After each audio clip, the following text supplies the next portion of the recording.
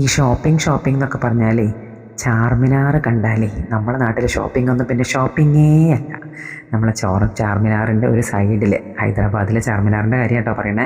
ഒരുപാട് വെഡ്ഡിങ് ഡ്രസ്സൊക്കെ കിട്ടുന്ന ഷോപ്പുകളുണ്ട് കേട്ടോ. എന്താ ഭംഗിയെന്നറിയോ, നമ്മുടെ നാട്ടിൽ 50,000 60,000 ഒക്കെ വരുന്ന ഡ്രസ്സുകളൊക്കെ ഇവിടെ 4,500 5,500 കിട്ടും. നല്ല ടിപ്പിക്കൽ വെഡ്ഡിങ് ഡ്രസ്സുകൾ.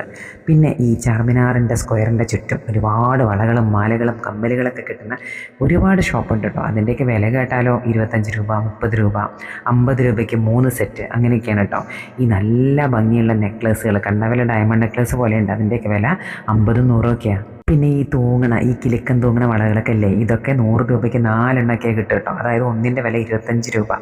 പിന്നെ നല്ല 100 രൂപയ്ക്കും 200 രൂപയ്ക്കൊക്കെ കിട്ടുന്ന പെട്ടികളും ബാഗുകളും ഒക്കെ ഉണ്ട്. പിന്നെ ചെറിയൊരു ടിക്കറ്റ്, ഒരു 25 രൂപയുടെ എൻട്രി ടിക്കറ്റ് എടുത്താൽ നമുക്ക് ചാർമിനാറിൻ്റെ മുകളിലും കയറാം കേട്ടോ.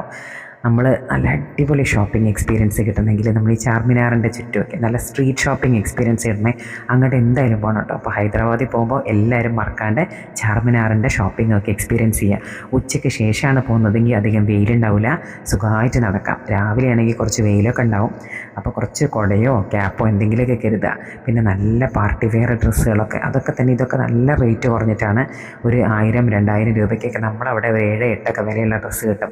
നല്ല അടിപൊളി